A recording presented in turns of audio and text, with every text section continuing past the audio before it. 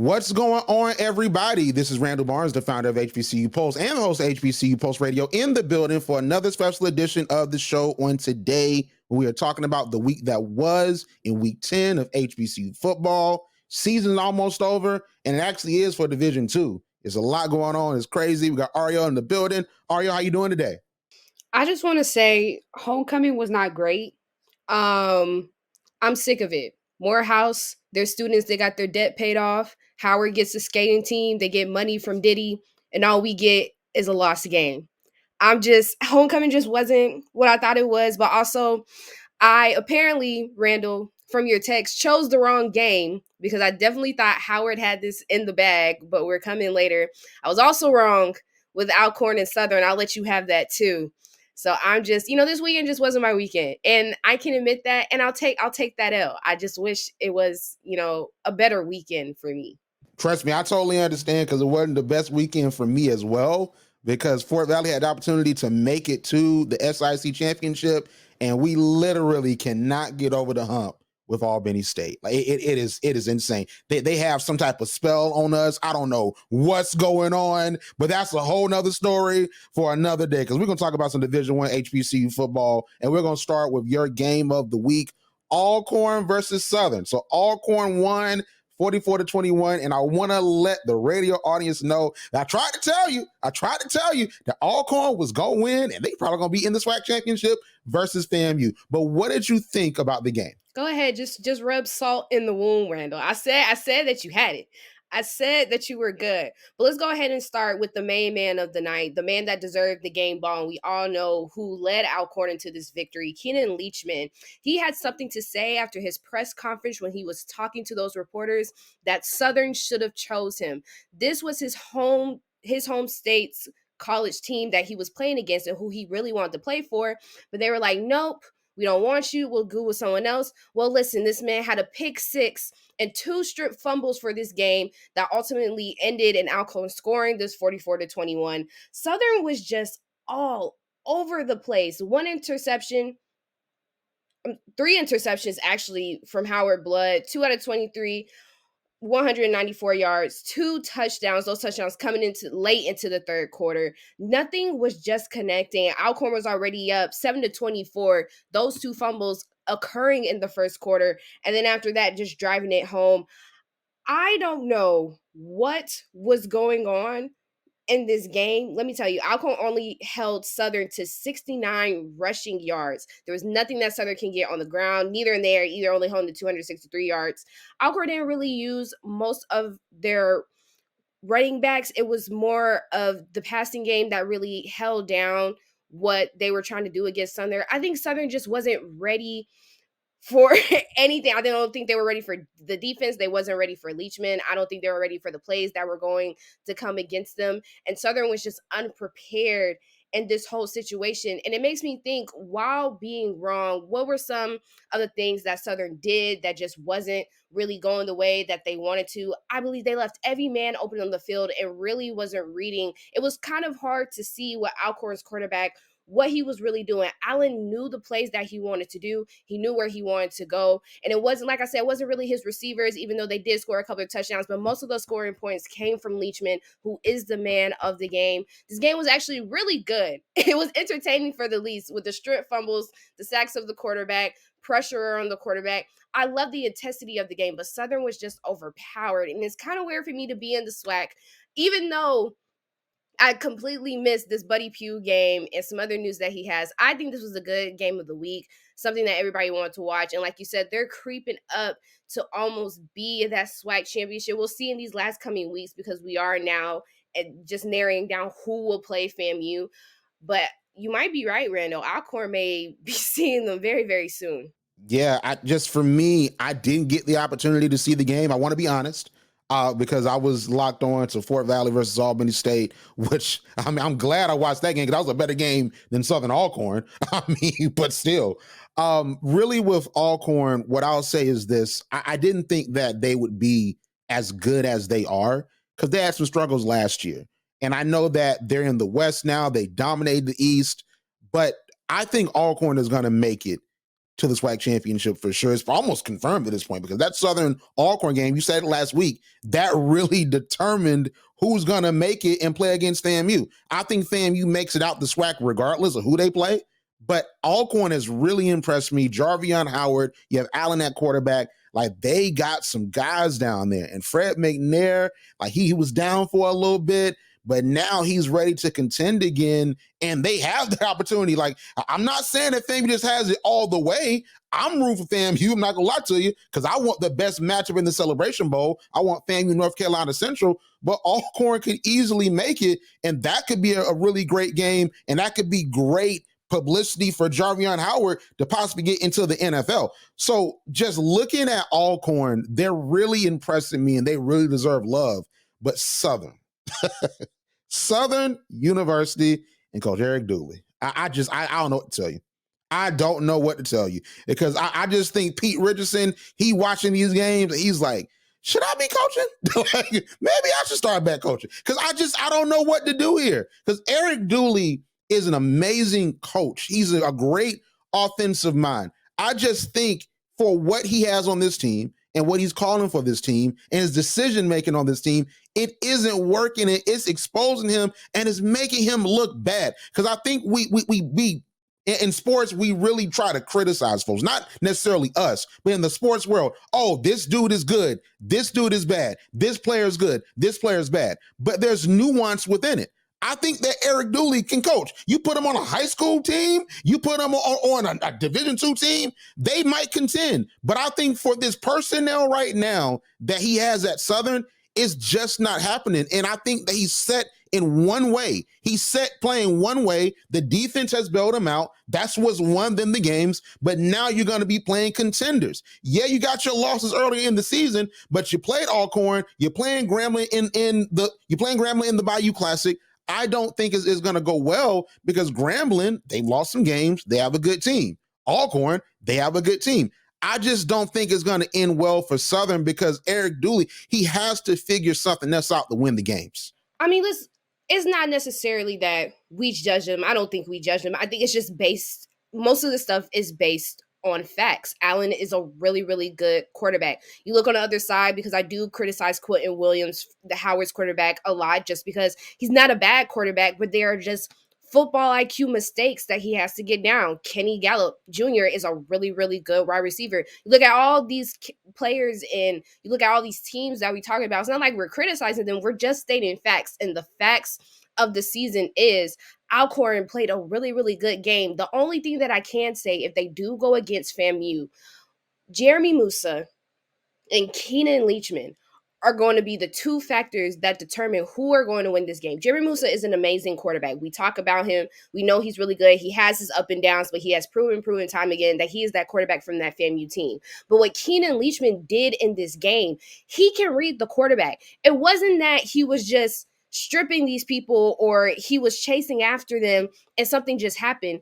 He reads the ball. He knows where the ball is going. He was just at the right place at the right time. And that is something that Leachman has displayed throughout this whole season. It's not that he just happens to be there. This is not happenstance, or this just isn't, magic. Like, ooh, he knows how to read the quarterback. He knows where you're throwing into. And so that is going to be a problem from Jeremy Musa, because even though he thinks it may be a perfect pass, Leachman is reading you. He's going. You can't give him any indications from the way that your body moves, from the way that your eyes are going, because he's going to pick that off. So it would be a great matchup, but I know it's going to be a little bit troublesome for FAMU, but I would love to see it.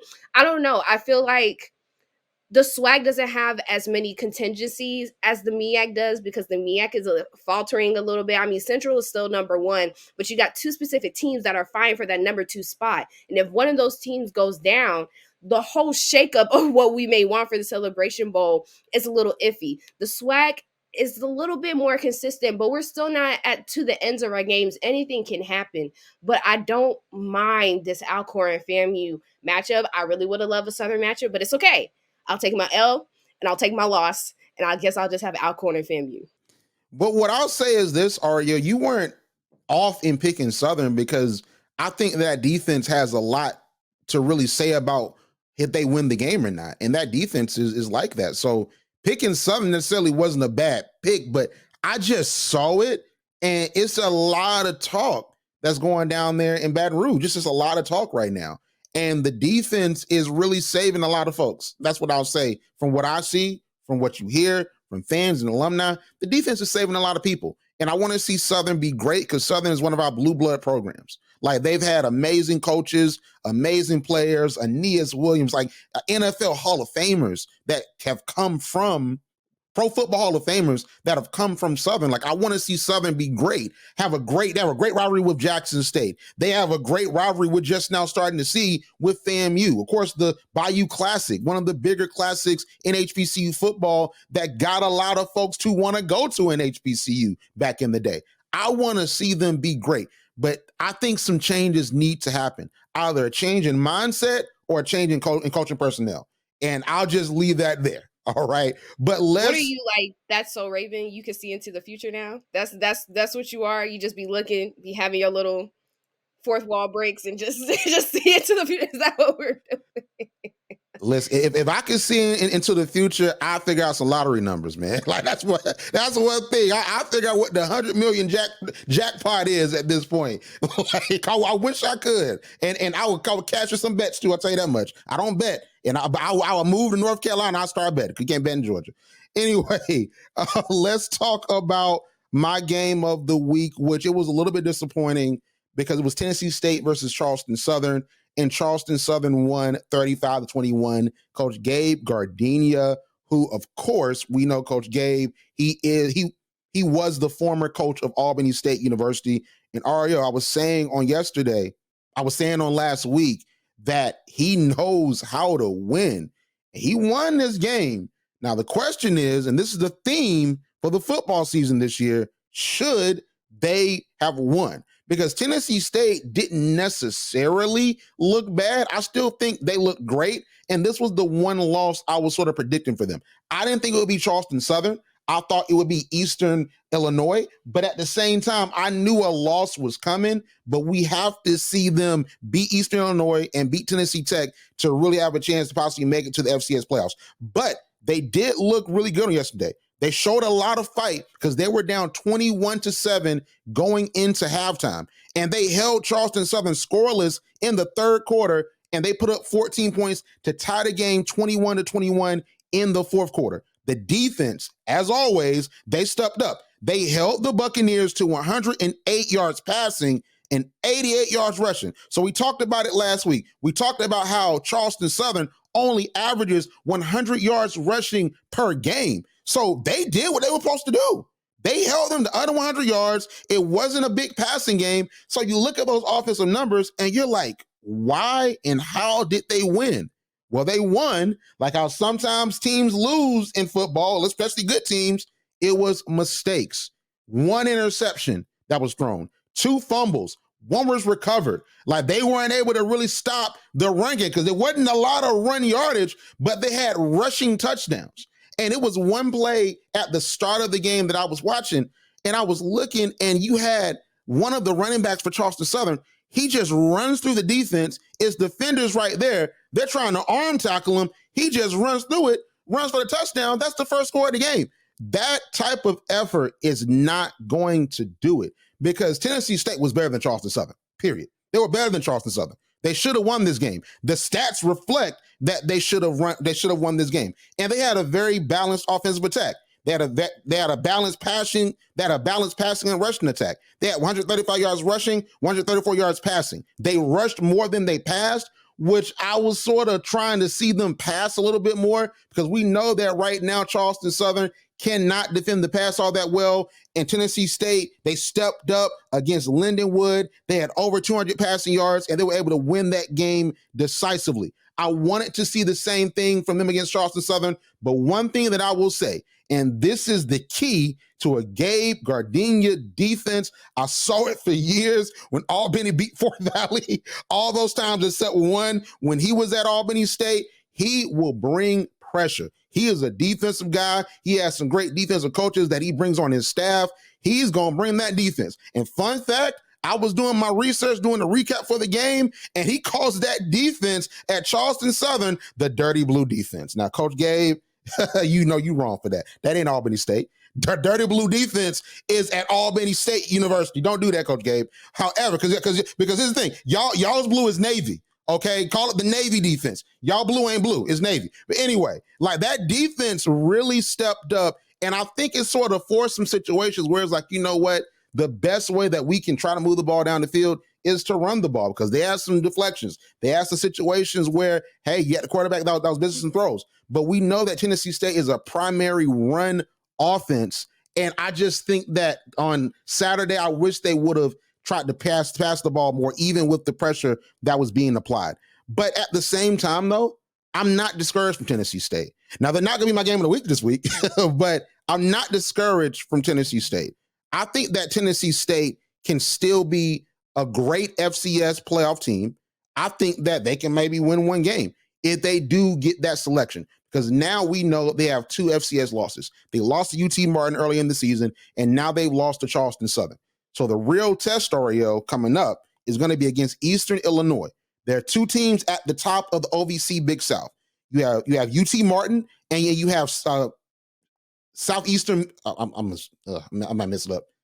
You have UT Martin, and you have Southeastern Missouri. They're at the top of the conference, and actually Southeastern Missouri is undefeated in the OVC Big South. So it would have been some situations if Tennessee State won. Now they have 1 loss. Now it would have gotten really interesting because Ken Semo went out. But now it's like, we don't know. We're going to see what happens with Tennessee State. They still had an amazing season. If they get over that threshold, they only have 2 losses in the FCS. The Notre Dame loss, we don't even worry about that. They can still make the playoffs, but they have to do it now. I don't think there's any way that they are going to win the OVC Big South Championship. There's just no way. There's no mathematical way possible. So they have to go in and be in that large bid, and then I think they can make some things happen. But overall, Tennessee State did lose, but I am encouraged from what I saw, because they didn't just lay down. They didn't just lay down. They fought back. They had some chances to get back in the game, but ultimately Charleston Southern and Coach Gabe won out. And this is just one of those things where it's like you said, it's not as bad, but this is one of those teams where this is not the time to actually lose in an easy game such as this. I didn't watch this game, but there are 2 things that I can say for sure about Tennessee State. I know that Eddie George and his teams know how to adjust in certain circumstances, just like how you said, how they came back from a 21-7 deficit to tie it. I know that he knows how to create those game plans, and I know he can construct those playbook plays to come back and actually to win, or to adjust if there's a really high pressure defense, to make sure that his offense knows how to regulate around that. So I can say that they are really good at adjusting. But I also can say too that Tennessee State has pulled a couple of upsets this season that has looked like they can overcome their challenges. So I'm with you. I'm not too worried, but at the same time, this wasn't one of those schools that you should have lost to, that would have been really nice to have a win underneath your belt. And it happens, and we see it. There are just little things where you may have threw it to the wrong person. You're not looking at where the defender is down the field. You're not closing the gaps that you should be. You're not making the plays off in time. And this is just one of those games that the quarterback in his sense and the team is just like, just little tiny things that just add up. And of course, you can't make those for the next couple weeks, because now your season is in jeopardy just a little bit. You have to win these next couple games, or you have to play in these good games where it's just like anything that's happened prior to this season or anything that happens now can add up to you playing next. So I wish they would have won. This is a game that you really had me excited about, and I was happy that they were on this winning streak and that the team was now seeing some kind of adjustment with the crowd and with the fans and with sponsors and everything that was going on. Everything was going great for Eddie George, and I still think that he should take this victory. There is nothing negative besides losing that you should do from this, but now the pressure is on. You have to continue your wins. You have to fix those mistakes, and from here on out, everything that you do determines how the rest of your season and postseason is going to go. Exactly, but I'm still pulling for Tennessee State to make it. You can never count on the committee to sort of make those right choices, because there were some non-HBCUs that didn't make it that were like, what the world? Like, why didn't we make it? So you never know, but as long as they went out, they definitely have a chance. And we want to see Tennessee State make it. I think that'll be a great win for Eddie George. That'll help him on the recruiting trail, and that'll help him on the recruiting trail. And he'll have a lot to say to recruits to say, hey, we're winning over here. Come and let's build something great. All right. But shout out to Tennessee State. You lost, but we're still pulling for you. But let's do this, Arielle. So we didn't pick South Carolina State versus Howard because we thought it was just a done deal. South Carolina State, Buddy Pough might have his Eddie Robinson 1997 season in which, hey, Eddie Robinson, legend, coached there for 56 years at Grambling. He goes 3-8. We just thought, okay, you beat Delaware State, you beat the Citadel, that's good. Now he can still go 3-8, but still, he beat Howard. And we think Howard has the opportunity to make the Celebration Bowl. And they still do have that chance, but they play North Carolina Central. But they won. South Carolina State won. Buddy Pough won. And it's in the midst of not only Buddy Pough and then trying to find his replacement, he also, in a shocking turn, is now the interim athletic director, Arielle. It's a lot going on at South Carolina State, and it was just their homecoming. So, Arielle, listen, you are the MEAC graduate. Like, you know about Celebration Bowls, you know about winning, you know about championships. Were you expecting this win from South Carolina State and Buddy Pough? I know. Just to be straight, I was finna have a grand speech about what is going on with Buddy Pough and South Carolina State. No, I really think this was just luck. I really, really do. Because it scares me that, first of all, it scares me that these past two games that Quentin Williams has not had an interception have been games that he has lost, which is weird. Every game that Howard has won this season has at least one or two interceptions by Quentin Williams, except for one. So I'm sitting here and I'm like, is the algorithm to make Quentin Williams worse so that way he can win the games, or for him to keep playing with these really nice stats, really clean games and lose? Because now, Randall, they're actually third in the MEAC because South Carolina is 3-1 in conference. And right now, North Carolina Central is undefeated, and they will remain, to me, undefeated unless they want to do a shocking surprise in the conference and Howard beats Central, which is really going to send our picks and who's making to the Celebration Bowl really, really wild. Because if Central does lose this game against Howard, now South Carolina and Central will be tied for first, which is weird. And that means Howard will have to lose the rest of their games, and that means Central will have to lose one more game. And Buddy Pough, in a miracle that only God could do, could actually go back to the Celebration Bowl. So all of this weekend is happening so weird. And the only reason why they won was because after the missed opportunity to score another first down in the fourth quarter, Howard could only win with almost less than a minute left in the game to do a field goal and try to do an onside kick, which did not work out and which allowed South Carolina State to run out the clock.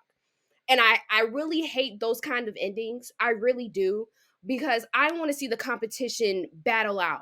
I want to see if we're going to get a Patrick Mahomes or a Jalen Hurts 30-second touchdown drive, maybe send this into overtime or win the game. But obviously, if a win is a win, and Buddy Pough's circumstances right now, a win is a win, and he took it. And what's also surprising is South Carolina scored first, which has not happened. They're usually in come behind wins. They had scored first going into this game, and they kept leading and kept going and adding on to the scoreboard until Howard decided to tie it in the third quarter.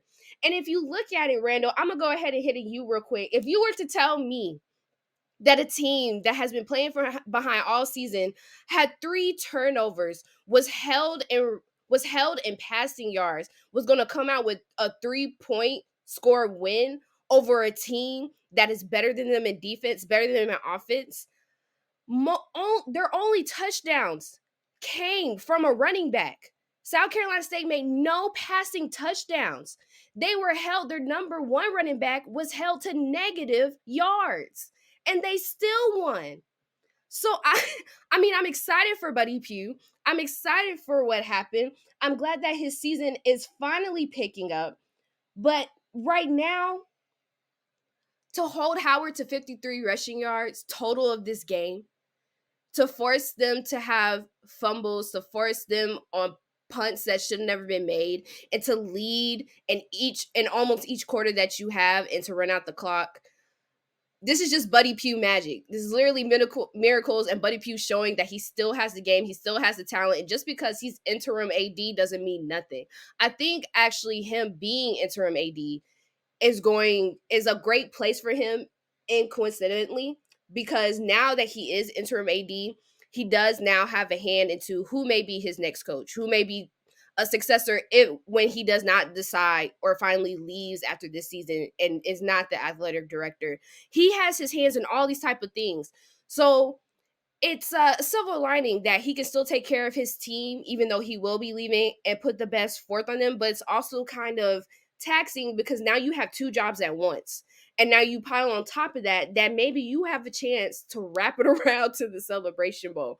It's a lot going on in the MEAC. Again, Howard is now number 3. They're still undefeated in conference. Well, they're 2-1 now. And that would make South Carolina State 3-1. And now North Carolina Central is undefeated. If North Carolina Central decides to pull a Buddy Pugh and have a crazy game and fall to Howard, it is anybody's game at this point. I don't want that. I would really love Davius Richard and Collier and the rest of their team to go back-to-back championships, to have a really great season, to send them off into this draft, which we know he will be going with the best circumstances that he has. Get that HBCU invitation, because you know they only give out 5 a year into that NFL combine before they do a HBCU combine, if they do one. I want him to have that chance. But that South Carolina State upset just rocked me. And I don't know where they go next, especially during homecoming. Homecoming magic was not displayed this year for certain teams, especially mine, A&T, and I'm going to need you to get it together. That was really disappointing. But man, South Carolina State, kudos to you. Hats off to you. I didn't suspect this. And Buddy Pugh, whatever you got up your sleeve, keep going, but don't keep going. I really want Central to come back. But whatever you have, I'm ready to see it. This game encapsulates for me why football is so weird. Like, football is such a weird sport, from like college football, the recruiting, transfer portal, all the different stuff like that. You got the NFL, like you'll trade like Jerry Rice for a 3rd round pick in 2045. Like, it's just like stuff like that. Like, football is so weird. I'm a basketball guy. If you have a good player, you trade for a good player. In basketball, you have better players on the court, you win. But there's an off chance you lose. And why does a better team lose to a team that's not better? Strategy.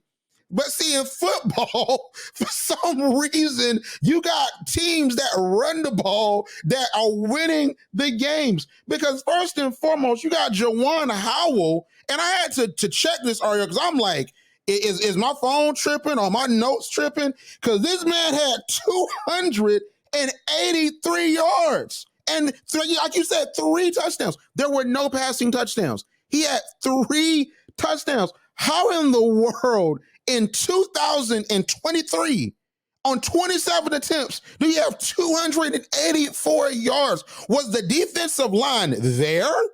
Like, did they come to Orangeburg? Because how do you 284? Like, are you for real? And then net 283. Here's the thing: he only lost 1 yard. He only lost 1. like, how do you only lose 1 yard? But then at the same time, you only win by 3 points. What in the world? Like, you have Corey Fields Jr. He had 11 pass attempts, only connected on 3 of them for 19 yards. Like, this is a track meet. like this is a track meet. I thought I saw Scary out there running at this point. Like, what is going on in HBC football? What's going on in football, period? I can't wrap my mind around it. I'm trying to watch all these games, and you got folks rush for almost 300 yards by themselves. I only do that in football games when I cheat. Okay, like what is going on here, Arielle? Like, what is going on in football? You didn't tell me it would be like this when I came up from the basketball side, Arielle. I didn't know it was going to be like this. I didn't know that Jawarn Howell was going to be the only one to score 3 touchdowns at that. I didn't know that Corey Fields Jr. was going to have negative. The whole team had negative yards. None of the players that you thought we were going to see actually impacted the game. But the second quarterback. He's not even the first string that Buddy Pough likes to go to.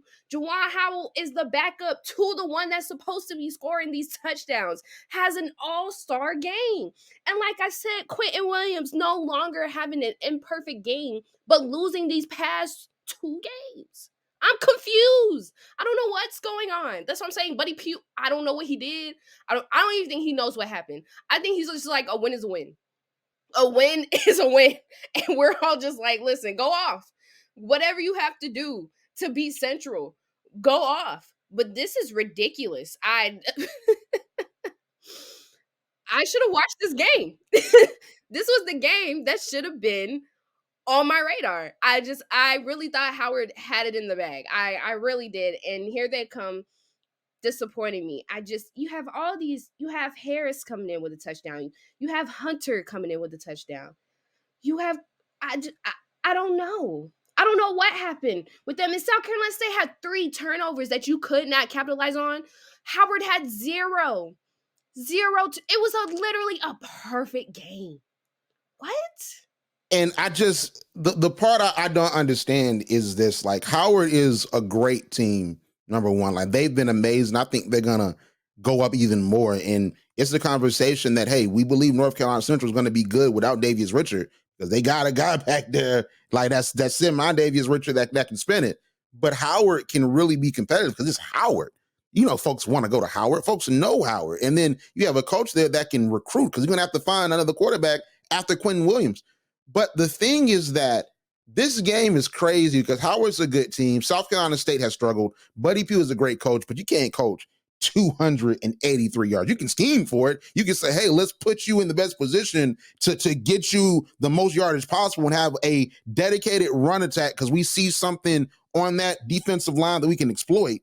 But you can't coach 283 yards. Like, that's just a great game. That's a great day. But also another thing too, I'll say, Arielle, is that back in the day, when you saw games like this, they weren't recorded. You'd hear about it. You'd read a recap and be like, wait, 283? I don't believe that. Like, do you realize, Arielle, there are folks that doubt that Wilt Chamberlain scored 100 points. Like, that's fun. And it's not even a joke anymore. There's like, well, we didn't see it. There's no film of it. Mind you, you have a paper of him holding up 100 points. You have a radio broadcast. It's a partial broadcast in 1963 of saying, hey, Wilt Chamberlain just scored 100 points. Why would the NBA lie about that?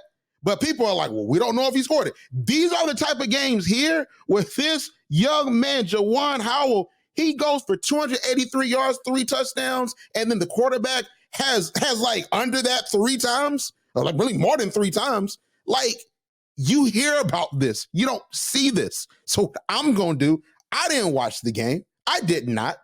I'm going to go watch this game at this point before it gets taken. You got to take the film down from that, because you can't be having that out there, because NFL's got to see that and be like, you know what? Jawarn Howell, the first round pick, is Caleb slipping. Okay, Caleb slipping down the board a little bit. We might pick Howell with that first pick. You know what I mean? Might as well. You like, you get an Ed Tutal Jones on. Bump everybody. Bump Hunter. Bump anybody in HBCU running backs right now. Howell, let's see you. What did you do? You can't keep that tape up. That's, you know how embarrassing that is? I can't see that. This is one of those games that you wish wasn't recorded. You wish this was an ESPNU game that nobody was watching. You wish this was one of those games. I mean to do that about that. I did not expect you to say that. I'm sorry. I did not expect you to say that. Yo. Well, I'm sorry. Go. I'm sorry. I'm sorry. That I did not expect you to say that. Wait. You start. Just go for what you are. So in shock. Like, the laughing it's not funny. It's just we don't know what to do. Howard, man. Whew, y'all lucky. Y'all have the second best homecoming. There is no other homecoming, I stand by this, that can ever compete with G-Ho. But Howard, you're lucky. You have an amazing homecoming, because that homecoming game, oh, I would have been upset. Oh, I would have been so. But Buddy Pough, congratulations to you. Randall, I don't know what you think about him being interim AD right now, and still trying to accomplish these hopes of playing in the Celebration Bowl. But by this game, it seems like it's doable. I don't know. What do you think? Yeah, so the AD point, I think that it's just a placeholder right now. I mean, because he's going to retire. Like, I think that would be wild if he retired from coaching and then became an AD. That's like a significantly harder job. Because as a football coach, all you got to do is sort of handle football. Like, go out there, coach, do your media appearances and whatnot, and then you go home. You know, of course, there's more to it than that. But being an athletic director, now you're over multiple sports. You have to deal with budgets, scholarships, compliance. So that's a taxing job for someone that said, I'm retiring. So he's not going to stay there for the long haul. They're going to bring someone else in. AD Campbell, who was there, she was amazing. She did a lot of great things as the interim. She was the intern for a long time. This is the second interim since August 2022. So I want to see who they bring in, because who they bring in as the athletic director is going to say a lot about the direction of South Carolina State athletics and, of course, the coach as well. And there's a lot of chatter about who it could be, who it's not going to be. So it's very interesting to see what's going on around that program and to see Buddy Pough still pulling off wins like this. And it's sort of sad that he's leaving, because this is why we love Buddy Pough, because he didn't catch Central this year. But look who he caught on South Carolina State's homecoming. Caught Howard. He always finds a way, even with teams that aren't his best teams. He'll catch one contending team. He'll catch one of them. And this year it was Howard. So it's sad to see him go. I think that it's admirable to a point. He was asked by the president to be the interim athletic director. I'm pretty sure he probably could have said, "Nah, I'm good." Like, "Nah, I'm good. Bring somebody else in." But he was like, "No, I love this HBCU so much. I love the opportunity that this HBCU has given me. I've been here for 20 plus years.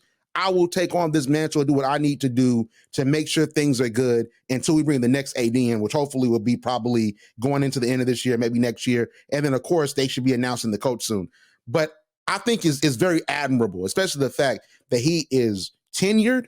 He's going to retire soon, and he's still working in service of South Carolina State. So I think it's beautiful.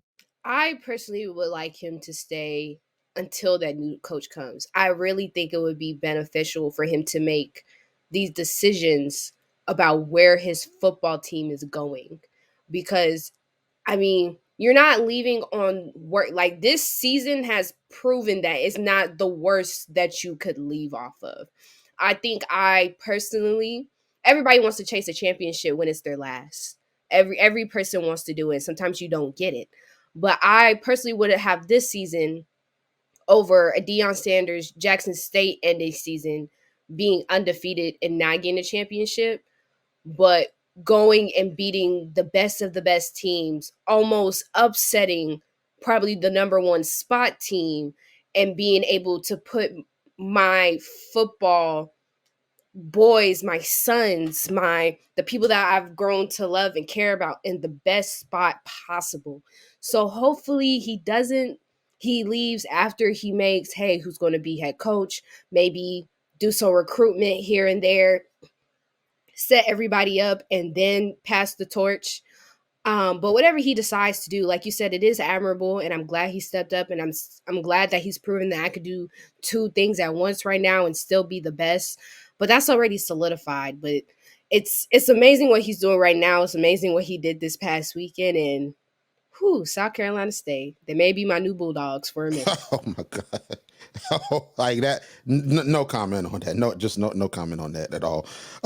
But anyway, listen, amazing stuff going on. The MEAC is interesting. HBCU football is just incredibly interesting. And it's so sad because the season is almost over, but we're going to salvage these last few weeks. Of course, like I said, Division II is over, but Division I, we still have some games going on. So we have our games of the week, all right? So I have Howard versus North Carolina Central. So we talked about Howard ad nauseum. I'm not counting Howard out at all. I think North Carolina Central, just to start off, is going to win this game. But Howard has to get their face back a little bit. So they might go in there and they'll say, hey, we're going to contend with you all because we can't let what happened on last Saturday happen this Saturday.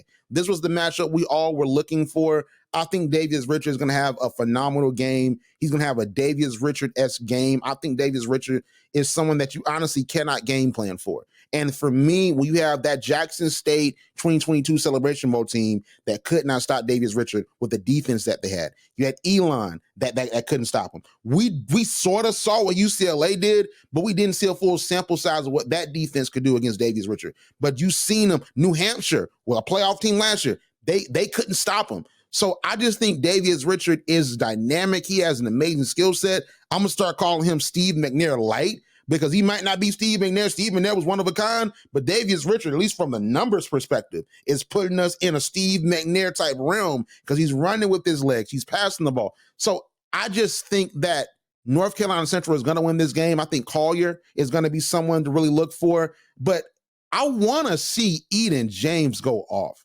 Because Eden James, since we did the profile on him, and since he's come back from his injury, he had that great game against Northwestern, he's been sort of quiet. That Norfolk game was quiet. This game against South Carolina State was really quiet. So I want to see Eden James go off like you rushed 200 yards. It probably don't happen against North Carolina Central, but Eden James needs to rush for 200 yards. He had that screen pass. That was a great screen pass, and then he ran in for a touchdown. But I just want to see Eden James turn up because he's that talented, and I think he can be a true game changer. But there's other great players on Howard's side. I really wish that Howard could have won the South Carolina State game, all joking aside, because I would have loved to have seen an undefeated in the MEAC Howard go up against an undefeated in the MEAC North Carolina Central. I think that would have made for must-see TV. But now it might be in their head a little bit. And North Carolina Central might say, you know what? I see something here. So let's go on and get the win. So for me, I'm going to pick North Carolina Central, but I'm not going to count Howard out because you got to get your face back. But in the case, Arielle, that North Carolina Central wins 62-28, it is what it is. Okay, but I'm just saying, got to give Howard some credence.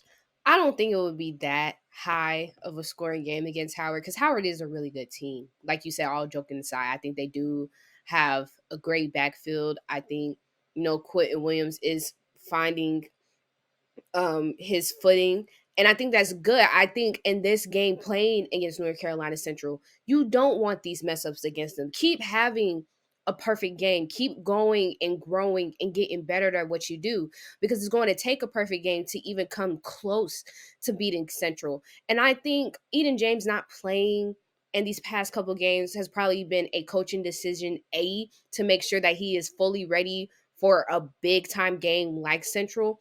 But also, I do think that he is able to score on Central. I think this will happen. I think it is much needed. This will be a close game. Like you said, I'm not counting Howard out, but Central can take this home. But anything can happen, just like how it happened this past week. However, my game of the week, I'm going to ride the Buddy Pugh train and go with South Carolina State versus Morgan State. You're looking at it, looking at Corey Fields Jr. on the season. He already has 7 interceptions going this season. And now you finally have Howell coming in as a rushing yards leader with 7 touchdowns in the season as well. But when you look at it, Morgan State is not going to be counted out. Their quarterback that they have in Anthony, he is putting up numbers that are outrageous and something that I feel like he holds the team together. When the team doesn't feel like rallying or they can't find openings to get into the red zone or to make plays that will be extraordinary against any opponent that they have, I think he is one of those people. He's a leader. I can't say that. The quarterback that they do have at Morgan State, he's a leader for their team, and he knows how to fire them up, and he knows how to get them to play a game. South Carolina State is just surprising. You never know. They're in their Forrest Gump era. Their life is a box of chocolates. You never know what you're going to get with them.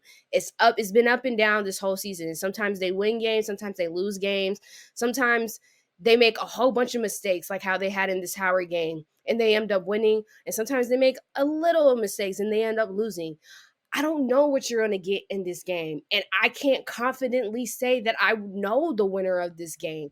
However, if I had to choose between the lesser, I would believe South Carolina State can come out of this with a win. Will it be a close win? I can't say that. Morgan State does know how to rally and come back in the second half. If they are down, they can score some points on you. But South Carolina State may have this in the bag. Maybe this might be another 3-point game. This might be another field goal game. Or maybe they win by a touchdown. But I don't see anything that says blowout about this game. This game could really go either way. But South Carolina State is going to be my pick, and hopefully Buddy Pugh does not disappoint me with his new 2 jobs that he has. Hilarious. So for me with that one, I got to pick Morgan State because I think it's going to be a low scoring game. It's going to be a battle of 2 offenses that have not been proficient passing the ball.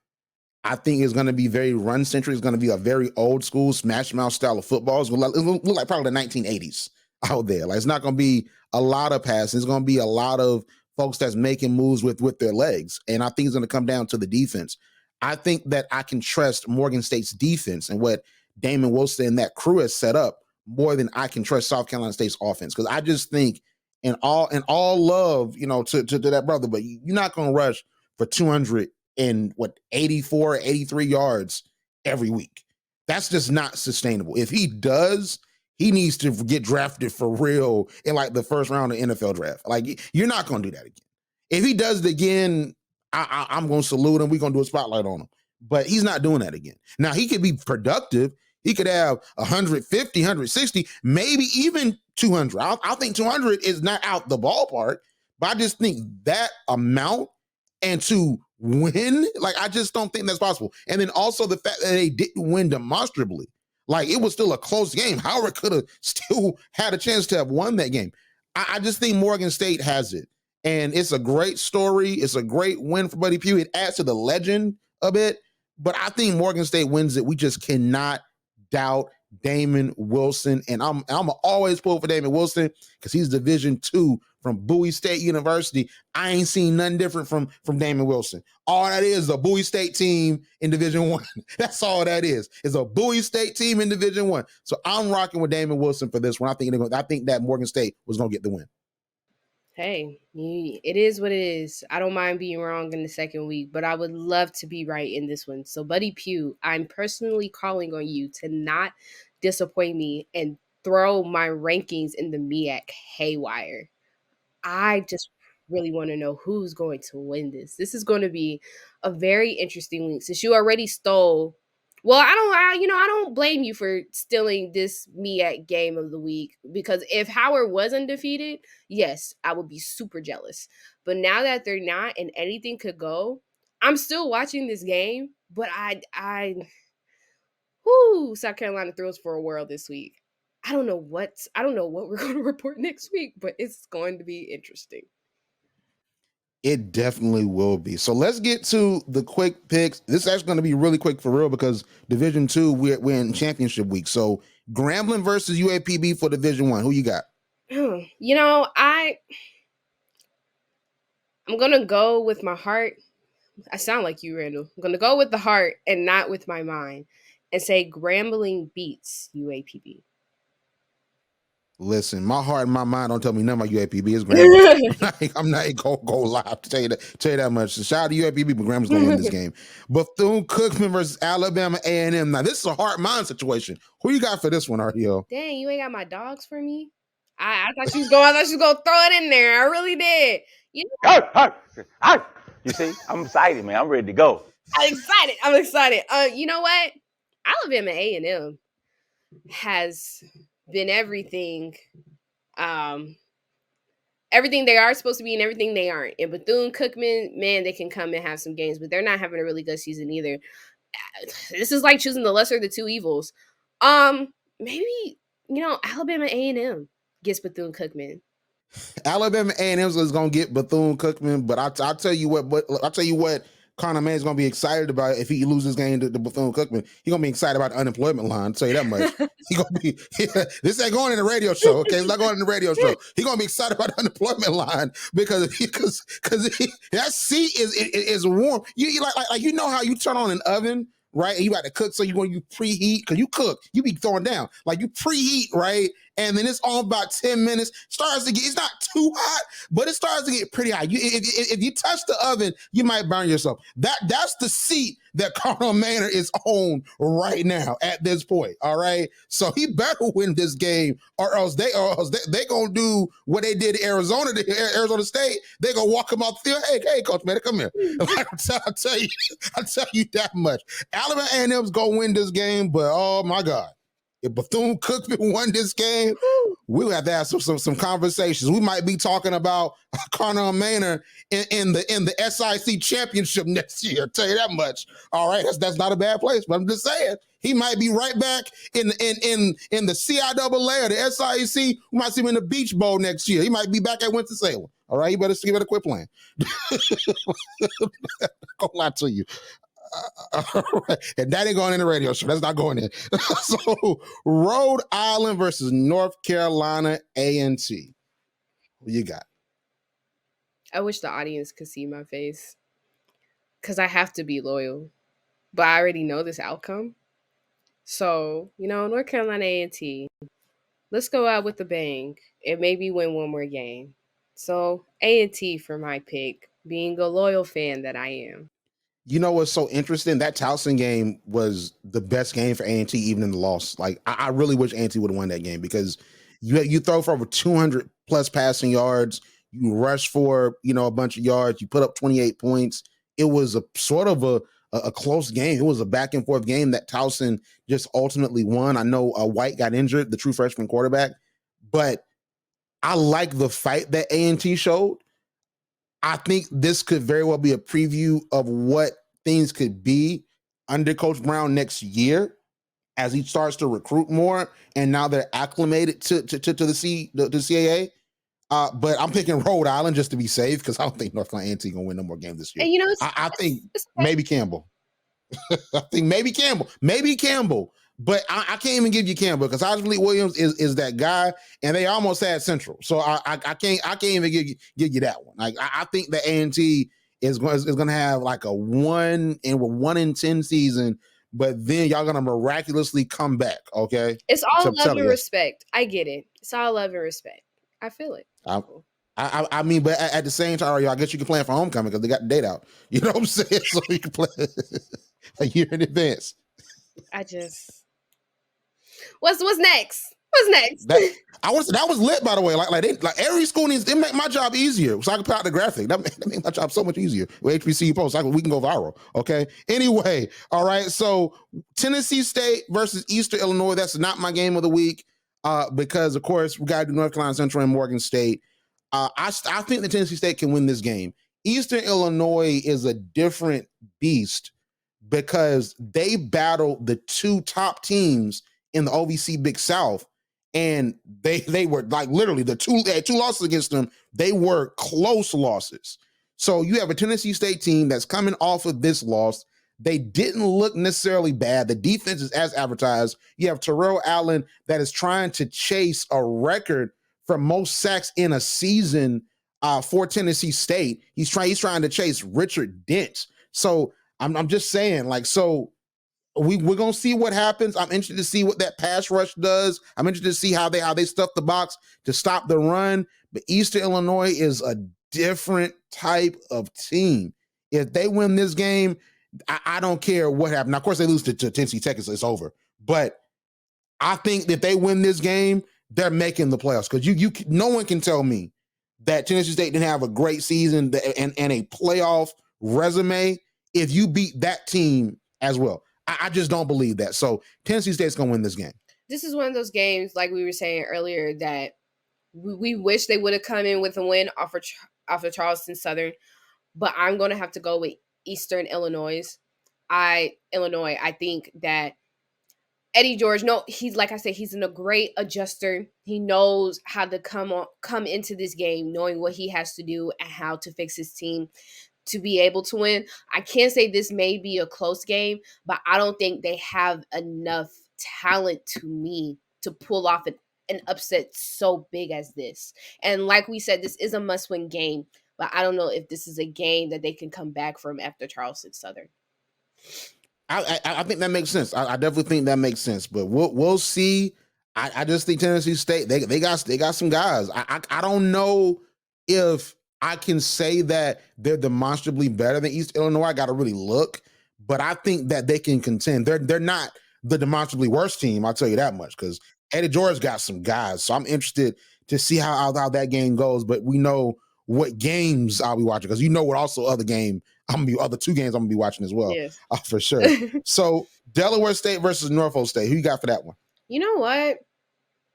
Norfolk State has had some sneaky wins and some sneaky good games. I mean, they're not the best team that we have seen in the MEAC right now.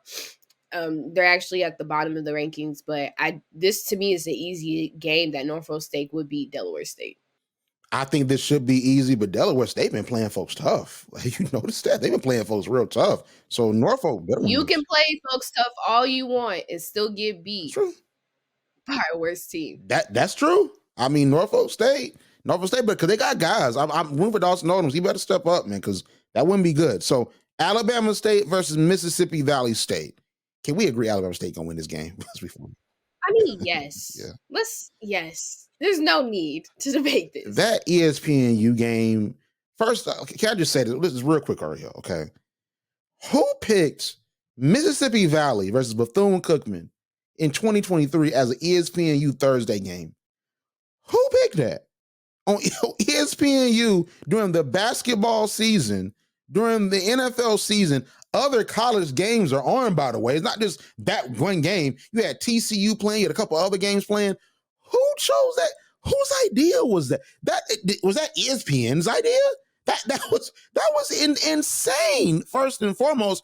And you know, I am an HBCU advocate, Arielle, and I'm a media guy. I put out the ratings numbers every week. If that game has 5,000 viewers, I won't even be mad. I won't even be mad if that game has 5,000 viewers. Because I don't want to see that game. Now, no disrespect to Bethune-Cookman, they have a great legacy in the MEAC. They were beating like a lot of big teams. They were making it happen. They had a long win streak over FAMU and good FAMU teams, by the way, in the Orange Blossom Classic, but they're not there right now.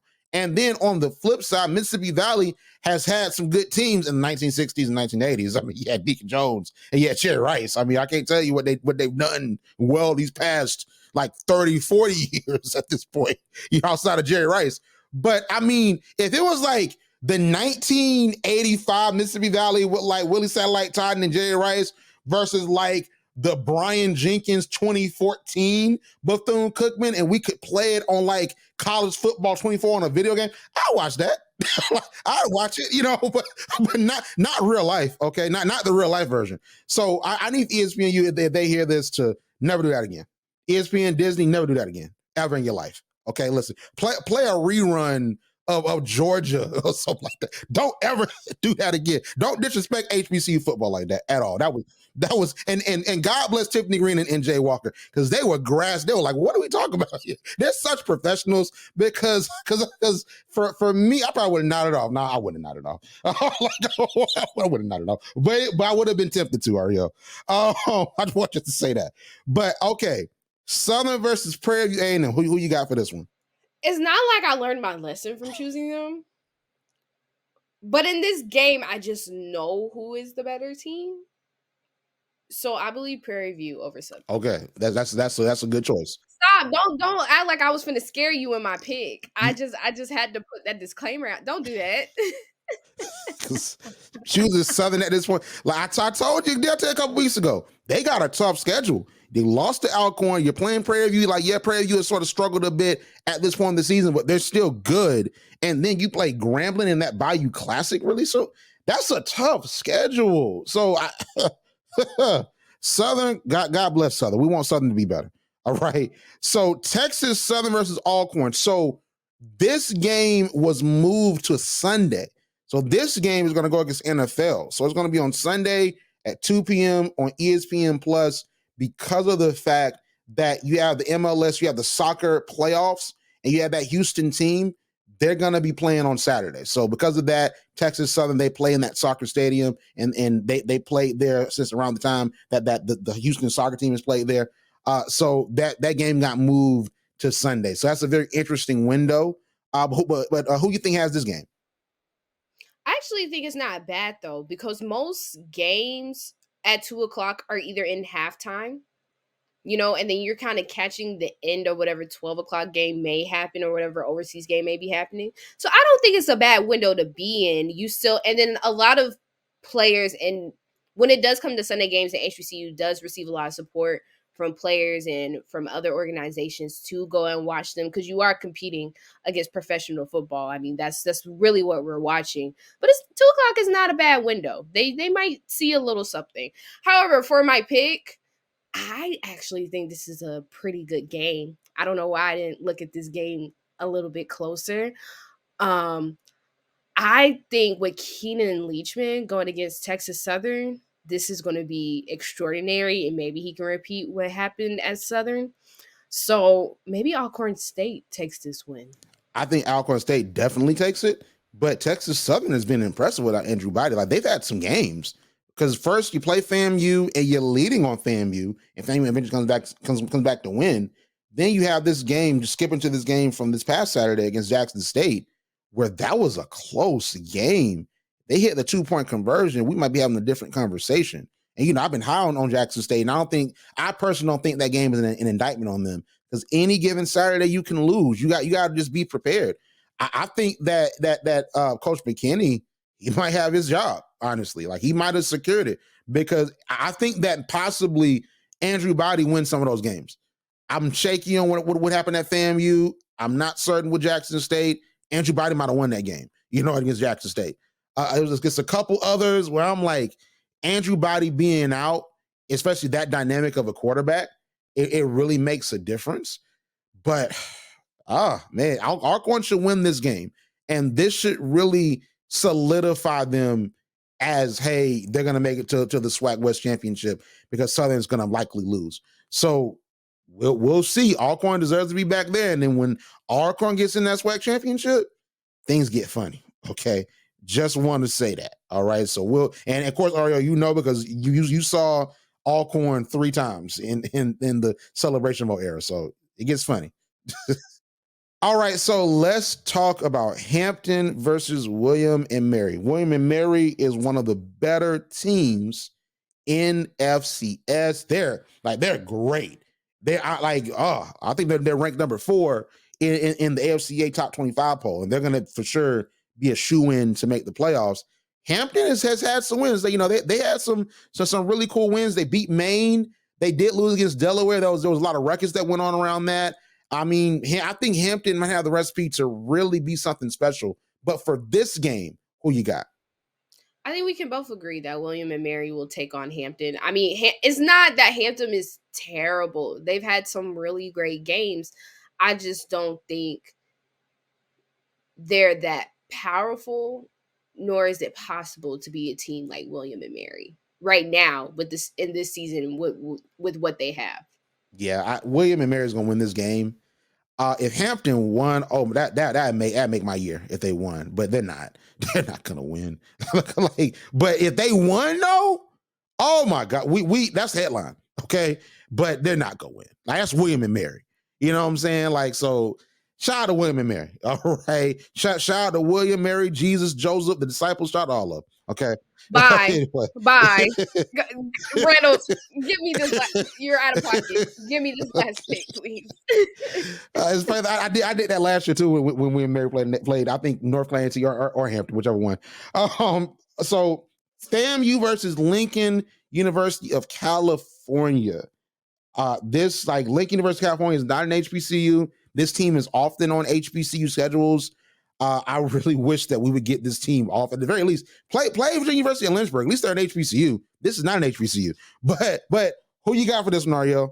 I mean, FAMU's already secured their spot. There's nothing left for them to honestly do. But if they just want to tack on one more, I wouldn't complain. I'm taking FAMU for this game. This is a scrimmage for the Florida Classic. This is all this is. This is literally in the spring, of course, this, Arielle, you have the spring practices where the offense plays the defense. And then sometimes you might bring in a different team to do some stuff. This is literally spring practice in the fall. Okay. So FAMU is going to win this game outright, and they're going to get themselves prepared to beat down on Bethune-Cookman. Then we're going to see what they do against Alcorn. It's literally all it is. It's all we're waiting for. Just, it must be like, I could imagine like being a football player and knowing you're going against a team and I have to wait a whole 45 minutes because each quarter is 15 minutes minus the breaks and everything they have to do. But I have to wait a whole 45 minutes to beat a team to know that I'm going to beat, and I just have to sit there. That's like, It might be fun. It might be fun because it might go out there, get touchdown, stat pad a little bit. It might be fun. that just seems like so Aggie to me. No pun intended. But like it just I just thought about it. Just I would be bored in a sense, maybe. I don't know. Like your dreams and playoff spot is secured. Like, what do you do next? Well, I tell you what Eddie Jordan wants to do next. Sit there and watch the game.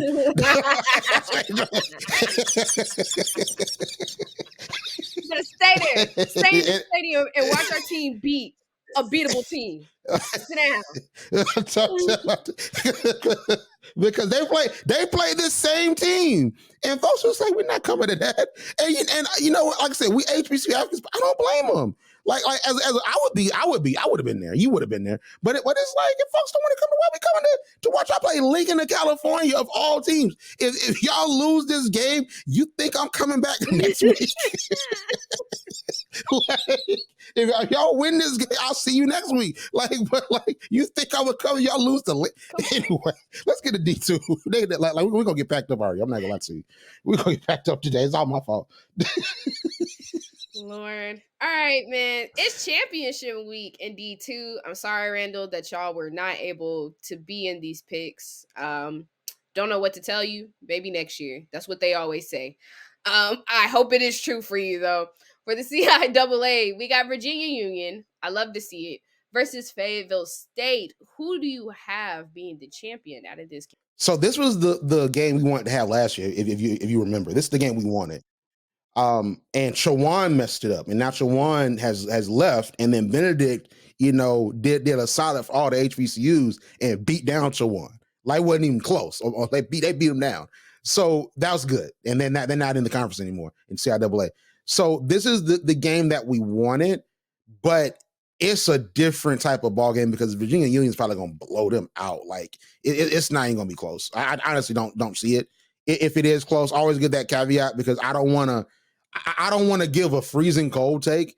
And with sports, you tend to do that because at the end of the day, we only can go on previous games, the supposed ability of the players that we see, the numbers, of course, and then just our intuition as sports fans. So you might have a cold take, you might have a hot take. I try my best to sort of straddle that line a bit, but I just think that Virginia Union is a demonstrably better team than Fayetteville State.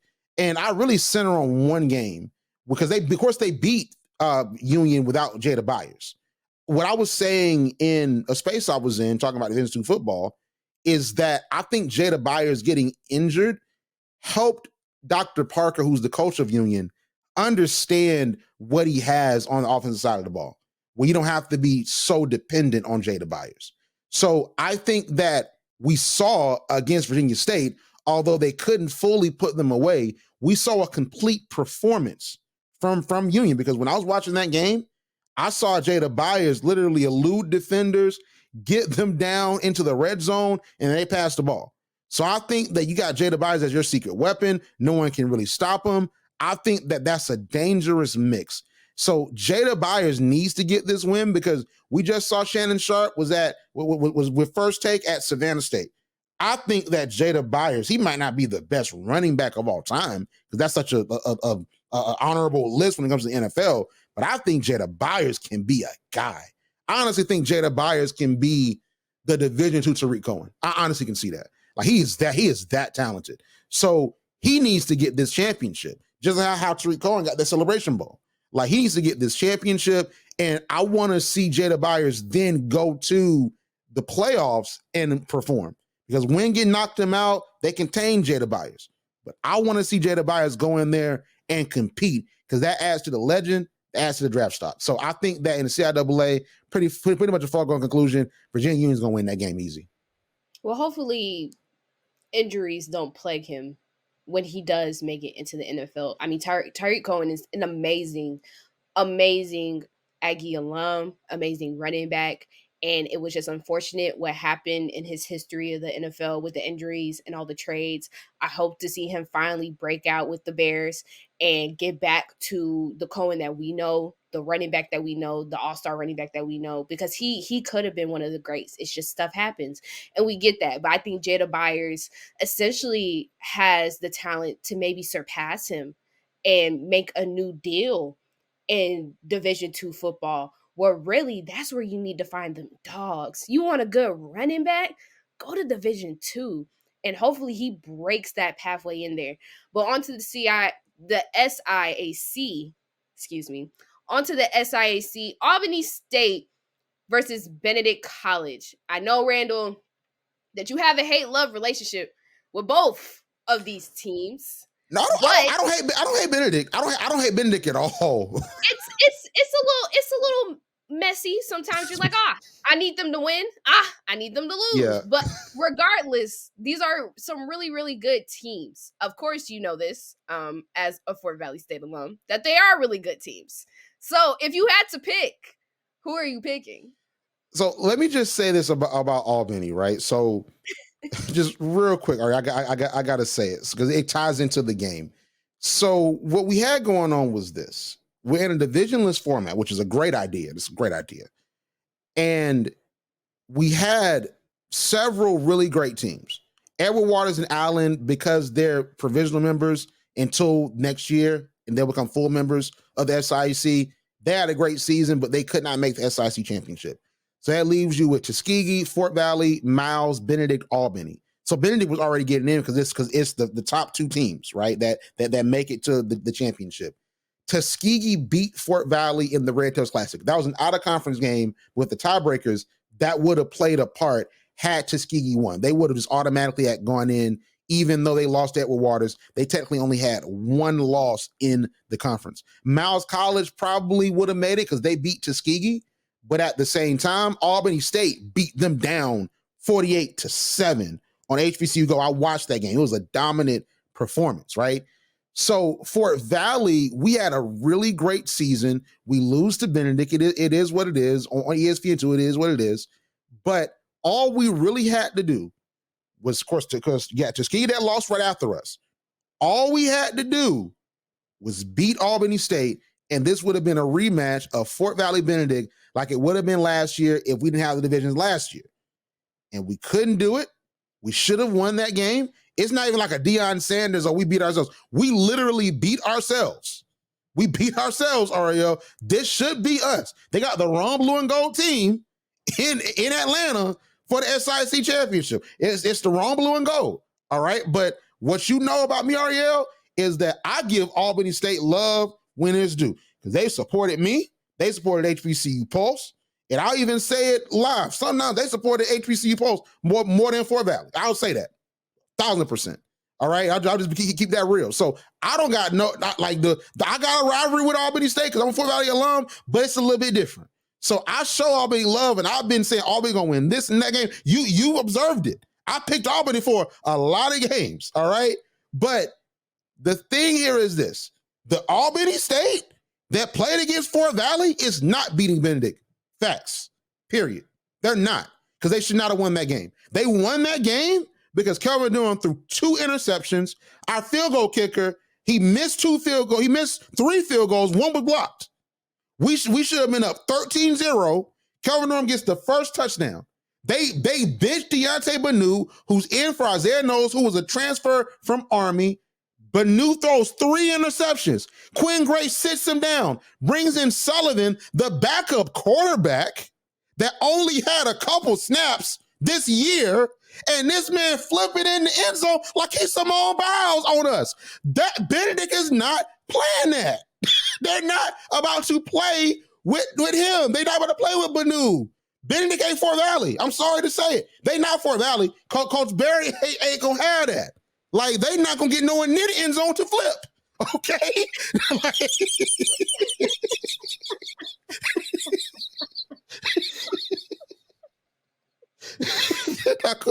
They're not gonna get nowhere near the end zone to flip, Arielle. It's not gonna happen. Okay?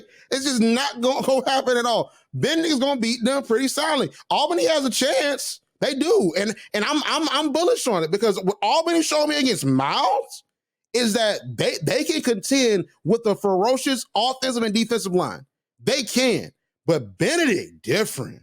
They different. They're essentially Valdosta. They're a black Valdosta at this point because Albany played Valdosta earlier in the year. You probably gonna like you're not gonna because they play Valdosta pretty well, but it's like playing Wingate again because Wingate had a dominant defense. Benedict has probably a better defense than Wingate this year. They're not like if Albany beats Benedict, I'm going to quit watching football at this point because everything I know, I'm just gonna go back to watch the NBA because everything I know is a lie. Okay, because if you got South Carolina State's backup running back that's running for 283 yards, and then you have Albany State under Quinn Gray. And Quinn Gray is a great coach. I'm rooting for him. I'm proud of him. But he goes in and beats Coach Chennis Berry. I'm gonna stop. I'm gonna let you have it, Arielle. I'm gonna let you have football. I'm gonna let you have it. If Benedict don't win this game, I know something. If Benedict don't win this game, the asteroid about to hit Earth. I'm telling you, we all gonna be watching the game from heaven.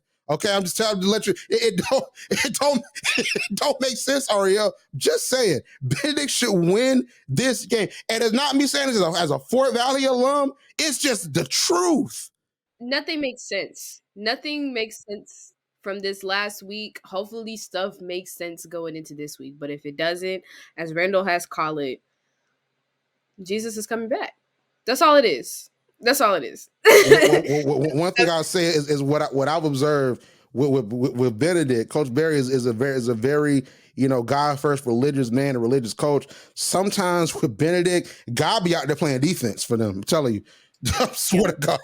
I swear. Because sometimes the quarterback, he have it right there. Calvin had it right there. It just soared past.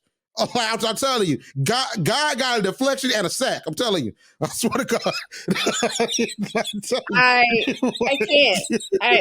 You play too much, Randall. You play too much. That's where you're teetering water right now. You're playing fields right now. Wrap me up, man. I can't. Lord, sit on it, God, because if anybody knows that, I think it was 2015 Battle of the Bands where that preacher came. He said, "Sit on it, God." If anybody knows, they know. Hilarious. But Arielle, where can we find you on social media? You can find me on Instagram at __.modernDayAri, or put me in the hot seat on Twitter at @AskRiri__, or follow me on my website, theunexedopinion.weebly.com. Like what you hear? Yeah. Subscribe to HBCU Pulse Radio on Apple Podcasts, Spotify, or wherever you get your podcasts. Also, head to hbcupulse.com to stay up to date on what's going on in the HBCU community. Thank you for listening to HBCU Pulse Radio.